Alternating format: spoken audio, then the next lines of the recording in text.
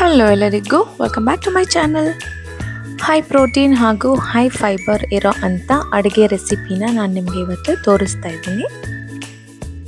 ದೋಸೆ ಅಂದಾಕ್ಷಣ ನಮಗೆ ನೆನಪಾಗೋದು ಅಕ್ಕಿ ಅಥವಾ ರವೆ ಯೂಸ್ ಮಾಡಿಕೊಂಡು ಅಥವಾ ಅವಲಕ್ಕಿ ಯೂಸ್ ಮಾಡಿಕೊಂಡು ಮಾಡಿರೋ ಅಂಥ ದೋಸೆ. ಆದರೆ ಇವತ್ತು ನಾನು ಇಲ್ಲಿ ಮೈಸೂರು ಬೇಳೆ ಅಂದರೆ ಮಸೂರು ದಾಲ್ ಯೂಸ್ ಮಾಡಿಕೊಂಡು ಮಾಡ್ತಾ ಇದ್ದೀನಿ. ನಮ್ಮ ಕಡೆ ಇದನ್ನು ಚಟ್ನಿ ಅನ್ನಲ್ಲ, ಗೊಡ್ಡು ಖಾರ ಅಂದರೆ ಗೊಡ್ಡು ಖಾರ ಅಂತಾರೆ. ಸೊ ನಿಮ್ಮ ಕಡೆನೂ ಇದೇ ಥರ ಹೇಳ್ತಾರಾ ಅಂತ ಕಾಮೆಂಟ್ ಮಾಡಿ ಹೇಳಿ. ಏನಕ್ಕೆ ಗೊಡ್ಡು ಖಾರ ಅಂತ ಹೆಸರು ಅಂದರೆ ಇದನ್ನು ತುಂಬ ನಯಸ್ಸಾಗಿ ರುಬ್ಬೋದಿಲ್ಲ, ಇದನ್ನು ತರತರಿಯಾಗಿ ಒರಳಲ್ಲಿ ರುಬ್ತಾ ಇದ್ದಿದ್ದು ಮುಂಚಿನ ಕಾಲದಲ್ಲಿ. ಸೊ ಹಾಗಾಗಿ ಇದಕ್ಕೆ ಆ ಥರ ಹೆಸರು. ಒಂದು ಬಾಣಲಿಗೆ 2-3 ಟೇಬಲ್ ಸ್ಪೂನ್ ಎಣ್ಣೆ ಹಾಕಿ ಅದಕ್ಕೆ ಸಾಂಬಾರು ಈರುಳ್ಳಿ, ಬೆಳ್ಳುಳ್ಳಿ, ಹಸಿಮೆಣಸಿನ್ಕಾಯಿ, ಕೊತ್ತಂಬರಿ ಸೊಪ್ಪು, ಕರಿಬೇವಿನ ಸೊಪ್ಪು, ಪುದೀನ ಇದೆಲ್ಲನೂ ಸೇರಿಸ್ಕೊಂಡು ಚೆನ್ನಾಗಿ ಫ್ರೈ ಮಾಡಬೇಕು. ಹಸಿ ವಾಸನೆ ಹೋಗೋ ತನಕ ಮತ್ತು ಚೆನ್ನಾಗಿ ಗಮ್ ಅಂತ ಸ್ಮೆಲ್ ಬರೋ ತನಕ. ನಮ್ಮ ಹತ್ರ ಸಾಂಬಾರು ಈರುಳ್ಳಿ ಇಲ್ಲ ಅಂದರೆ ನಾರ್ಮಲ್ ಈರುಳ್ಳಿ ಕೂಡ ಬಳಸ್ಕೋಬೋದು. ಸಾಂಬಾರು ಈರುಳ್ಳಿ ಬಳಸೋದ್ರಿಂದ ರುಚಿ ಇನ್ನಷ್ಟು ಚೆನ್ನಾಗಿರುತ್ತೆ.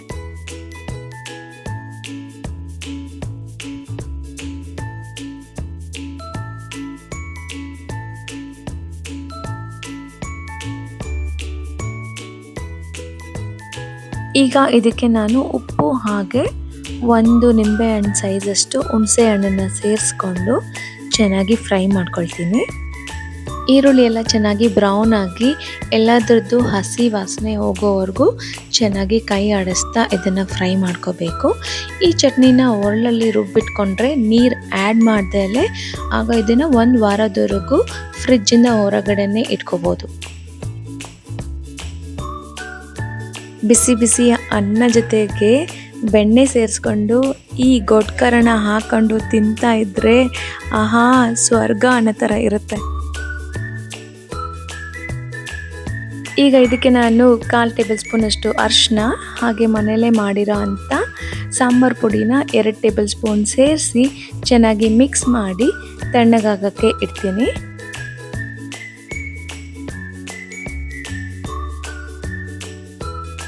ನನ್ನ ಚಾನಲ್ಗೆ ಇನ್ನೂ ಸಬ್ಸ್ಕ್ರೈಬ್ ಮಾಡ್ಕೊಳ್ದೆ ಯಾರೆಲ್ಲ ವೀಡಿಯೋಸ್ ನೋಡ್ತಾ ಇದ್ದೀರಾ ದಯವಿಟ್ಟು ಸಬ್ಸ್ಕ್ರೈಬ್ ಮಾಡ್ಕೊಳ್ಳಿ.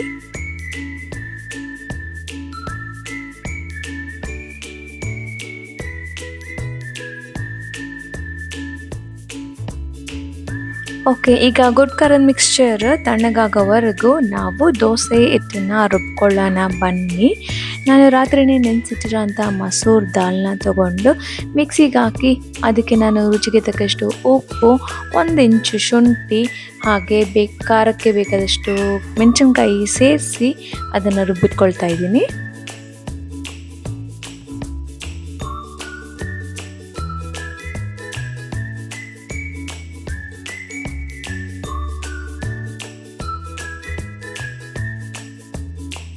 ಈ ರುಬ್ಬಿರೋಂಥ ಮಿಕ್ಸ್ಚರ್ಗೆ ನಾನು ಈಗ ಸಣ್ಣಗೆ ಹಚ್ಕೊಂಡಿರೋ ಅಂಥ ಸಬ್ಬಕ್ಕಿ ಸೊಪ್ಪನ್ನು ಸಹ ಸೇರಿಸಿ ಚೆನ್ನಾಗಿ ಮಿಕ್ಸ್ ಮಾಡ್ಕೊಳ್ತಾ ಇದ್ದೀನಿ.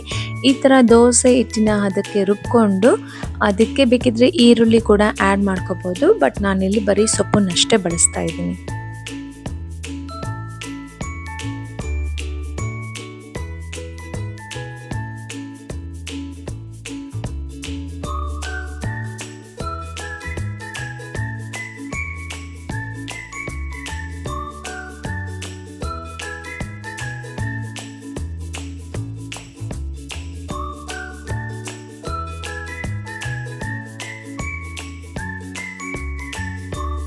ಹೀಗೆ ಎಲ್ಲ ಮಿಕ್ಸ್ ಮಾಡಿರೋ ಹಿಟ್ಟನ್ನು ಒಂದು 5 ನಿಮಿಷ ರೆಸ್ಟ್ ಮಾಡೋಕ್ಕೆ ಬಿಡೋಣ.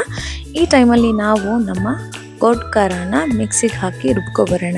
ನಮ್ಮ ಮನೇಲಿ ಒರಳ್ಕಲ್ಲು ಇಲ್ಲ, ಸೊ ಹಾಗಾಗಿ ಮಿಕ್ಸಿಯಿಂದನೇ ರುಬ್ಕೊಳ್ತಾ ಇದ್ದೀನಿ. ಒರಳ್ಕಲ್ಲು ಇರೋರು ಹಾಗೆ ಟೈಮ್ ಇರೋರು ಡೆಫಿನೆಟ್ಲಿ ಇದನ್ನು ಒರಳಲ್ಲಿ ರುಬ್ಬಿ ಒಂದ್ಸಲ ಟೇಸ್ಟ್ ಮಾಡಿ ನೋಡಿ. ಎಷ್ಟೇ ಸಲ ನಾನು ಮನೇಲಿ ಟ್ರೈ ಮಾಡಿದ್ರು ಕೂಡ ನಮ್ಮಮ್ಮ ಮಾಡಿಕೊಡೋ ಟೇಸ್ಟ್ ಬರಲ್ಲ ಅಂತ ಹೇಳ್ತಾರೆ. ಏನಕ್ಕಂದರೆ ಅಮ್ಮ ಯಾವಾಗಲೂ ಒರಳಲ್ಲೇ ರುಬ್ಕೊಡ್ತಾರೆ. ಹಾಗಾಗಿ ಸೊ ಒರಳ್ಕಲ್ಲು ಇದ್ದರೆ ಡೆಫಿನೆಟ್ಲಿ ಟ್ರೈ ಮಾಡಿ. ಈ ಚಟ್ನಿ ಘಮನೇ ಎಷ್ಟು ಚೆನ್ನಾಗಿರುತ್ತೆ ಅಂದರೆ ಬರೀ ಚಟ್ನಿನೇ ತಿನ್ಬಿಡಬೇಕು, ಅನ್ನ ಅಷ್ಟು ಘಮ ಘಮ ಅಂತ ಇರುತ್ತೆ. ಈಗ ಹೆಂಚನ್ನ ಕಾಯಕ್ಕಿಟ್ಟು ಅದಕ್ಕೆ ಸ್ವಲ್ಪ ಎಣ್ಣೆ ಹಾಕಿ ಅದರ ಮೇಲೆ ನಾವು ಆಲ್ರೆಡಿ ರೆಡಿ ಮಾಡಿಟ್ಕೊಂಡಿರೋ ಅಂಥ ಮಸೂರ್ ದಾಲ್ ಹಾಗೆ ಸಬ್ಸಿಗೆ ಸೊಪ್ಪಿನ ಹಿಟ್ಟನ್ನು ಹಾಕಿ ದೋಸೆ ಮಾಡ್ಕೋಬೇಕು. ಇಷ್ಟೇ ದೋಸೆ ಮತ್ತು ಗೊಡ್ಖಾರ ರೆಡಿ. ಈ ಗೊಡ್ಖಾರ ಯಾಕೆ ಚೆನ್ನಾಗಿರುತ್ತೆ ಈ ದೋಸೆಗೆ ಅಂದರೆ ದೋಸೆನ ಬೇಳೆ ಯೂಸ್ ಮಾಡಿಕೊಂಡು ಮಾಡಿರೋದಲ್ವ. ಸೊ ಆ ಹುಳಿ ಹುಳಿ ಖಾರ ಖಾರ ಟೇಸ್ಟಿಯಾಗಿರೋ ಚಟ್ನಿ ಇದ್ರ ಜೊತೆಗೆ ತುಂಬ ಚೆನ್ನಾಗಿ ಹೊಂದ್ಕೊಳ್ಳುತ್ತೆ. ಇವತ್ತಿನ ರೆಸಿಪಿ ಇಷ್ಟ ಆಗಿದ್ದರೆ ನಿಮ್ಮ ಫ್ಯಾಮಿಲಿ ಆ್ಯಂಡ್ ಫ್ರೆಂಡ್ಸ್ ಜೊತೆಗೂ ಕೂಡ ಶೇರ್ ಮಾಡಿ. ನೀವು ಕೂಡ ಇದನ್ನು ಟ್ರೈ ಮಾಡಿ ಹೇಗಿತ್ತು ಟೇಸ್ಟ್ ಅಂತ ಕಾಮೆಂಟ್ ಮಾಡಿ ತಿಳಿಸಿ. ಇನ್ನಷ್ಟು ಟೇಸ್ಟಿ ಹಾಗೂ ಹೆಲ್ದಿ ರೆಸಿಪೀಸ್ಗಾಗಿ ನನ್ನ ಚಾನಲ್ನ ಫಾಲೋ ಮಾಡಿ. ಹೈಪ್ ಆಪ್ಷನ್ ಇರೋರು ನನ್ನ ವಿಡಿಯೋ ಇಷ್ಟ ಆದರೆ ಹೈಪ್ ಮಾಡಿ ಸಪೋರ್ಟ್ ಮಾಡಿ ನನ್ನ ವಿಡಿಯೋಸ್ಗೆ.